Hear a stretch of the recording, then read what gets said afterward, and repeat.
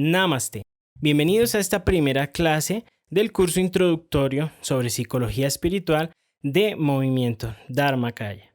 Agradecemos mucho que estén acá el día de hoy acompañándonos en este curso gratuito donde veremos diversos temas muy interesantes. Empezaremos abordando el tema del ego. ¿Qué es el ego y cómo podemos trabajar sobre él? Analizaremos también cuáles son las preguntas trascendentales y en qué momento el ser humano se plantea dichas preguntas. También veremos conceptos muy importantes como Dharma dentro de psicología espiritual y finalmente analizaremos un mito muy importante dentro de la cultura hindú. Este mito es llamado Samudra Manthan y habla sobre la génesis del universo. En psicología espiritual lo utilizaremos para poder analizarnos a nosotros mismos. Sin más preámbulos, vamos a empezar entonces con esta primera clase. Namaste. Bienvenidos a esta primera clase del curso introductorio de psicología espiritual, traído a ustedes por Movimiento Dharmakaya. Es un placer para mí estar con ustedes dictando este curso. Espero que sea de verdad de su agrado y bueno, empecemos. Vamos a arrancar con lo que nos puede ayudar a entender mejor con el marco conceptual de este curso. La pregunta sería, ¿qué es psicología espiritual? Vamos a ver qué es exactamente psicología espiritual. Hemos visto quizás la definición de psicología y de espiritualidad, cada una por separado. Pero, ¿qué trae de nuevo esta palabra, psicología espiritual? Muy bien, vamos a ver entonces la definición. La psicología espiritual, también llamada psicología dármica, se basa en los postulados filosóficos y místicos de las religiones orientales, budismo, Advaita Vedanta, jainismo, etc. ¿Qué quiere decir esto? Quiere decir que los fundamentos de la psicología espiritual se encuentran en la filosofía dármica, en todos estos conocimientos de Oriente. Diferente, claro está, de la psicología clásica, la psicología que nosotros conocemos de Occidente. Sin embargo, hay que hacer una aclaración muy importante. Estas dos formas de ver la psicología no chocan entre sí necesariamente, sino que pueden ser complementarias. Podemos ver y tomar lo mejor de cada una para beneficio de nosotros mismos. La psicología espiritual se basa en un principio y es en buscar la forma en la cual nosotros podamos liberarnos de las causas que hacen que nosotros sintamos dolor, tristeza, angustia, todo ese tipo de situaciones, pensamientos y emociones negativas. Por eso es muy importante tener en cuenta que la psicología espiritual no se enfoca en los síntomas, sino en las causas. La psicología espiritual va directo a la causa del problema. Quiere cortar el árbol de los problemas de raíz y eso hay que tenerlo muy claro. Existe un componente central dentro de la psicología espiritual que vendría a ser el ego. Necesitamos comprender exactamente qué es el ego para poder de esa forma trabajar sobre él. Ahora bien, ¿qué es el ego? La identificación con un yo totalmente independiente de los demás, es decir, un yo falso. El ego básicamente es un yo falso, es un yo de mentiras, es una construcción errónea de nuestra mente. ¿Por qué es errónea?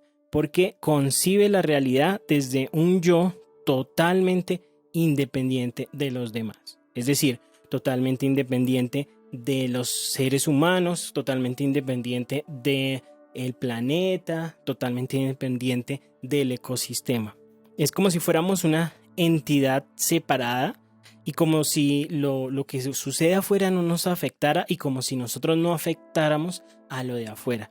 Como si no hubiera realmente ninguna conexión y es ahí donde está el problema. El ego como tal es simple y llanamente una construcción errónea, un falso yo.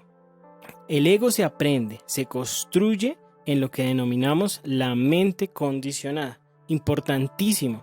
El ego realmente o ese yo falso se aprende y se va construyendo con el tiempo. No es algo que tengamos completamente definido. Quizás por cuestiones genéticas y kármicas que vamos a ver más adelante, hay algunas cosas que vienen de atrás, eso es cierto, pero la mayoría de influencias y de construcciones mentales que vamos creando son en este momento, en el momento presente, y situaciones que hemos vivido no hemos sabido trabajar, quizás también tener la mente muy enfocada en eventos futuros. Todo eso crea y configura la mente condicionada. Nosotros mismos estaríamos condicionando esta mente para que cree ese yo falso. Por eso es que ahí debemos trabajar, entendiendo el ego como ese yo falso, como esa mentira que nos decimos muchas veces a nosotros mismos y a los demás. Esa mentira que hace que nosotros nos separemos, sintamos esa separación con el entorno e incluso con la realidad, que vivamos en nuestros pensamientos, nuestros sentimientos y por ende generemos la dinámica para experimentar el sufrimiento, la ansiedad, la depresión, el vacío existencial, todo ese tipo de cosas vienen acontecidas precisamente por eso, porque nosotros estamos creando el ambiente para que eso fructifique, para que eso crezca. Así que vamos a trabajar sobre el ego. Entonces, para limitar la acción del ego, ¿qué debemos hacer? Básicamente son 4 cosas relativamente sencillas. Primero, vivir en el momento presente. Probablemente algunos de ustedes o personas que hayan practicado el mindfulness y la meditación sabrán que es muy importante remitirnos y vivir en el momento presente. El pasado se fue, el futuro es incierto, pero es nuestro presente el momento que todo lo alberga. Por tanto, es muy importante tener en cuenta eso. Debemos vivir en el momento presente. Cuando la mente se va demasiado al pasado o se va demasiado al futuro, estamos alimentando ese yo falso. Segundo, eliminar la ignorancia. Sin duda alguna, uno de los problemas fundamentales de nuestra propia vida es la ignorancia. Cuando no sabemos hacer algo bien, cuando tenemos una concepción errada de algo, no va a salir bien, no hay forma de que funcione. Por eso es importante adquirir sabiduría para eliminar la ignorancia. En este caso, sabiduría dentro de lo que es psicología espiritual, es decir, psicología enfocada al cuerpo, la mente y el espíritu. Tercero, incrementar la compasión. Es muy importante que nosotros seamos compasivos hacia afuera y hacia adentro, que no nos juzguemos con demasiada dureza y que tampoco juzguemos con demasiada dureza lo exterior. Los seres sufren en este planeta, en esta dimensión en la cual estamos viviendo, y por ende lo que tenemos es la posibilidad de ayudarnos a nosotros mismos y de esa manera ayudar también a los demás. Por eso es que es tan importante la compasión. De la compasión nacen muchísimas virtudes, pero en una sociedad que es demasiado egocéntrica, se piensa que la compasión puede ser incluso una debilidad o puede ser un defecto al dar demasiado por los demás, pero realmente es muy importante incrementar y trabajar sobre ese aspecto, sobre la compasión. Y cuarto, vivir en concordancia con el Dharma. Más adelante vamos a ver la definición exacta de qué es Dharma, así que vamos a entender un poco mejor, pero por ahora tengamos en cuenta que este es un punto importante, vivir en concordancia con eso que más adelante abordaremos llamado Dharma. Vamos a analizar el mundo exterior y nuestro mundo interior y vamos a ver si tienen o no alguna conexión, alguna concordancia. Entonces, el mundo exterior es el reflejo de nuestro mundo interior. Súper importante a tener en cuenta esta definición porque realmente en pocas palabras dice muchísimo. El mundo exterior, todas aquellas cosas que están sucediendo afuera, en la sociedad, en el trabajo, con la familia, etc., es un reflejo de nuestro mundo interior. Por ende, nosotros tenemos el poder de incidir de manera positiva o negativa en ese mundo exterior. ¿De qué manera? Precisamente como nosotros nos comportamos, de la forma en la cual nosotros estamos irradiando hacia afuera. Podemos ver e identificar de manera muy sencilla la realidad de ese mundo exterior, caótico, lleno de guerras, lleno de problemas, lleno de crisis económica, de crisis política. Bueno, el medio ambiente también está muy comprometido por la acción del ser humano, y todo eso es precisamente porque nosotros hemos trabajado para que eso sea así. A veces sentimos y pensamos que esas cosas que ocurren afuera son totalmente independientes, y eso es una mala concepción generada también por el ego, por pensar que nosotros no tenemos nada que ver con eso que ocurre allá afuera. Por ende, el mundo exterior, sin duda, es el reflejo de nuestro mundo interior. Finalmente, quiero aclarar que el ser humano prospera en la paz. Por ende, siempre debemos buscar esa paz interior que va a iluminar hacia afuera, que va a brindar también paz hacia el exterior. Y esto es algo que debemos nosotros entender, porque el ser humano necesita, no es que solamente desee, sino que necesita para prosperar en su vida la paz. Ahora bien, hemos llegado a un punto súper interesante, las preguntas trascendentales. Aquí estaríamos entrando como tal de lleno a la materia de psicología espiritual, porque es aquí cuando empieza a tomar forma este tema tan importante. Las preguntas trascendentales, ¿qué son? En algún momento de nuestra vida, nosotros por situaciones adversas, por sufrimientos, por recaídas emocionales, por problemas muy graves que no podamos resolver, vamos a sentir muchísimo dolor, mucha frustración, vamos a sentir que no queremos vivir, que estamos cansados de todo. Y muchas veces es ahí donde nos hacemos las preguntas trascendentales. Estas preguntas trascendentales son 3. Como decía, va muy unido a sufrir quizás y a tratar de interpretar ese dolor que hemos sentido. En algunas personas quizás no es tan necesario que suceda toda esta situación, pero sí, en definitiva, el ser humano en algún momento de su vida se va a hacer estas 3 sencillas preguntas. Y es ahí en ese momento en el cual el ser humano se plantea estas preguntas que inicia como tal su vida espiritual. Sea consciente o no sea consciente, eso realmente no es tan importante, porque ahí están las raíces de toda la espiritualidad y de toda esa búsqueda del ser humano por la trascendencia. La primera pregunta es, ¿por qué estamos acá? Es una pregunta realmente muy profunda. ¿Por qué estamos en este plano? ¿Por qué estamos en este planeta? ¿Por qué tenemos este cuerpo? ¿Por qué muchas veces tenemos que vivir situaciones que son tan desagradables o que interpretamos como negativas? Ese por qué estamos acá es supremamente importante, y esa es la primera pregunta trascendental. La segunda pregunta trascendental es ¿por qué debemos morir? Si bien identificamos que ya estamos acá, en este plano, que de alguna manera llegamos acá, no sabemos realmente por qué. Y es casi inmediato que empezamos a analizar la siguiente pregunta. Es decir, sabemos que hemos llegado acá y sabemos que vamos a partir en algún momento.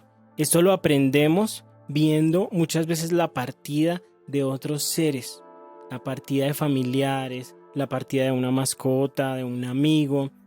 Todas esas circunstancias nos enfrentan directamente con la muerte, y ahí nos preguntamos, ¿por qué debemos morir? ¿Hacia dónde voy yo después de la muerte?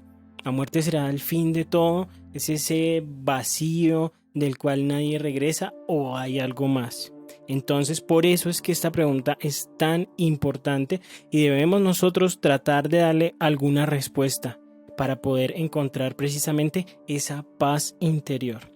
Y la tercera pregunta es, ¿cuál es nuestro propósito? Realmente queremos saber no solamente por qué, sino para qué estamos acá.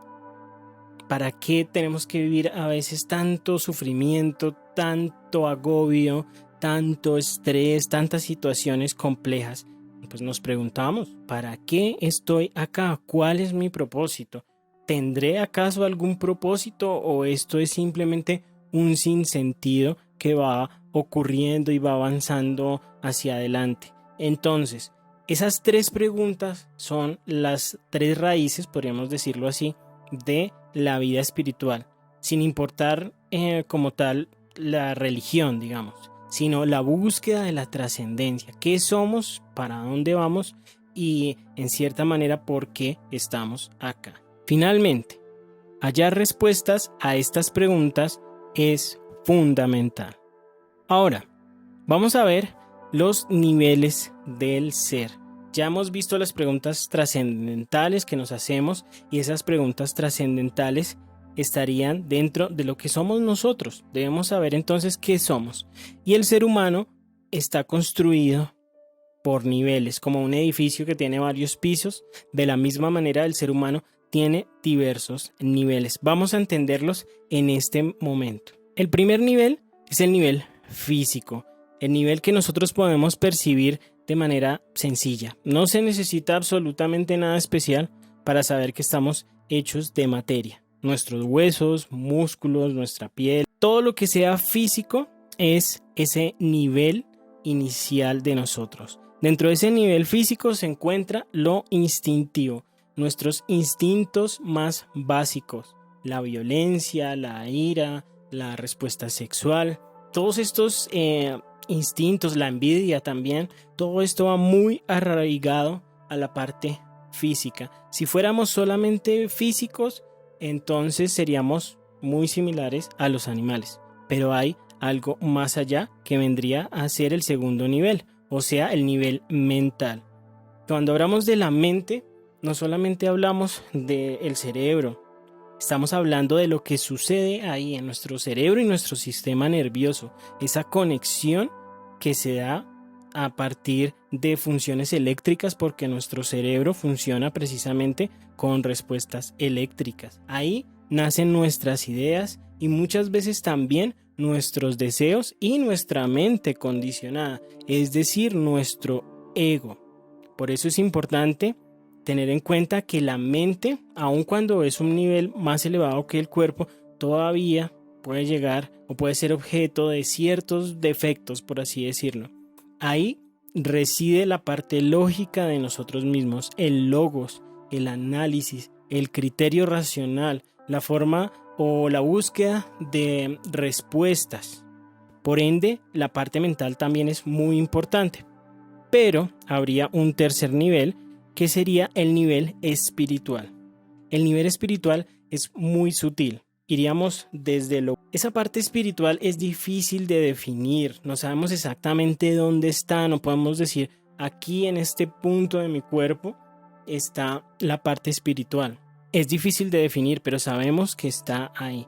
Esa parte espiritual es la cuna de la trascendencia. Es decir, es donde hay algo que va a continuar, que va a seguir por encima del tiempo, por encima del espacio. Difícil de definir, pero que sin duda alguna muchos alcanzamos a sentir, alcanzamos a percibir, aunque no lo podamos explicar de una manera clara. Entonces, nivel físico o instintivo, nivel mental o lógico y nivel espiritual o trascendente vendrían a ser los niveles del ser. Nosotros tenemos esos tres niveles y nuestra responsabilidad para poder vivir bien y para poder eliminar esas causas del sufrimiento es trabajar en estos tres niveles. Si trabajamos en uno, perfecto, pero es importante que trabajemos en los tres para encontrar esa integralidad. Y esto es lo que vamos a aprender también ya de manera práctica más adelante, enmarcado en psicología espiritual, por supuesto.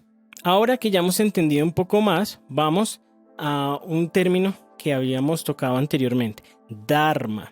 Esta es una palabra, a mi parecer, muy bella, suena muy bien y posiblemente muchos de ustedes ya la hayan escuchado, Dharma. Pero vamos a ver qué es o qué significa dentro de psicología espiritual. Dharma tiene muchos significados, pero en el contexto de psicología espiritual puede entenderse como ley natural perfecta. Esa es la definición que vamos a utilizar dentro de este curso. A medida que ustedes vayan aprendiendo, se van a dar cuenta que Dharma tiene muchísimos significados. Incluso el significado se va expandiendo a medida que nosotros vamos aprendiendo y aprendiendo aún más. Pero para propósitos de este curso, entendámosla como ley natural perfecta. Es el camino, es la senda que nos lleva a nosotros a la liberación del sufrimiento y a la trascendencia. Por ende, también podríamos decir que el Dharma es el hilo conductor de todo lo que ha sido, lo que es y lo que será. Así que tengan en cuenta esta definición para más adelante ver Dharma ya de una manera más práctica. Muy bien, ahora vamos a ver algo muy bello dentro de toda esta filosofía, un mito que explica la génesis del universo, el mito de Samudra Manthan, un mito proveniente de la India, pero que en este caso no va a servir tanto para la explicación de esa génesis del universo, sino de nosotros mismos. Es decir, es como una herramienta que vamos a utilizar para mirar hacia nosotros mismos y entendernos desde la psicología espiritual. Entonces, vamos a hacer una explicación de qué es este mito. Este mito es un mito fundamental, como decía, del hinduismo. En sánscrito se llama Samudra Manthan y significa batido del océano. Estamos viendo que hay algo en el centro de la imagen, ¿sí? Una especie de remolino que va mezclando el océano. El océano es batido para restablecer el orden cósmico. Vishnu se coloca en el centro sobre el monte Mandarachal. Es decir, que hay un centro en el cual todo empieza a mezclarse. Es decir, imagínense ustedes el universo, las galaxias, las estrellas, todo mezclándose con todo. ¿Para qué? Para restablecer ese orden natural. Entonces vamos a tratar de entender ahora sí qué tiene que ver esto con psicología, ¿sí? ¿Cómo lo podemos aplicar a nosotros y no solamente verlo como un mito? Este es un mito fundamental dentro de la visión de la filosofía dármica porque indica también que muchas cosas suceden de manera cíclica. Acá lo que estamos viendo es, por un lado, los asuras, por otro lado, los devas, y en el centro el dios Vishnu, que se presta para hacer de eje en ese movimiento. Es decir, todas las fuerzas que existen en el universo se ponen de acuerdo para mezclar toda esa sustancia, podríamos decir ese éter de la naturaleza, y que de ahí emerja el orden nuevamente. En la explicación del mito se decía que el universo había perdido precisamente su orden original y se estaba buscando restablecerlo. Los devas, que vienen a ser los dioses, no podían porque se habían debilitado precisamente por ese problema de disonancia en el universo y tuvieron que pedir ayuda a los asuras. También podrían denominarse seres sagrados, pero que tienen todavía muchísimos defectos, ¿sí? Por ende vendrían a ser como unos dioses menores o incluso algunos dirían demonios, entre comillas. Pero se alían para hacer ese trabajo tan importante. Entonces, como les decía, devas vienen a significar dioses, pero en el caso de psicología espiritual son las emociones positivas. Esas emociones que emergen de nosotros y que percibimos como positivas. La felicidad, el entusiasmo, la paz interior, etc. Los asuras vendrían a ser todas las emociones negativas que guardamos en nuestro corazón, todas esas emociones aflictivas que sentimos y que realmente tratamos de alejar, que no nos gustan mucho, pero que ahí están. El océano vendría a ser entonces el mundo interior.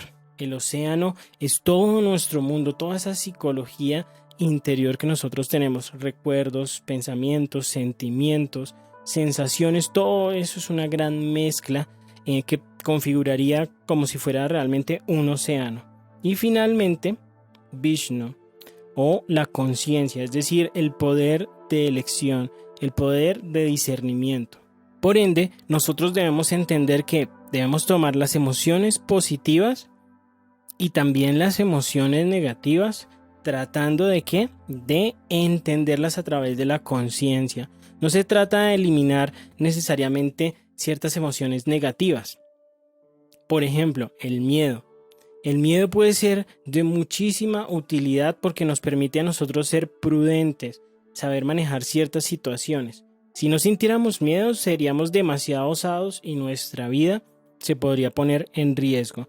Entonces, las emociones negativas pueden tener y tienen efectivamente un uso, tanto así como las emociones positivas que tanto nos gustan, pero cuando caemos también en una emoción positiva demasiado tiempo, se puede transformar en negativa. Por eso tiene que haber ese equilibrio, tiene que haber ese movimiento hacia un lado y hacia el otro para poder nosotros entender y comprender que no debemos ir ni a un extremo ni al otro extremo, sino ubicarnos en el centro donde está Vishnu, donde está la conciencia. De esa manera, nuestro mundo interior, ese océano, va a encontrar nuevamente su orden. Ahora, vamos a seguir con la explicación de este mito. Este mito continúa. Hay una parte muy bella en la cual emerge del océano un veneno.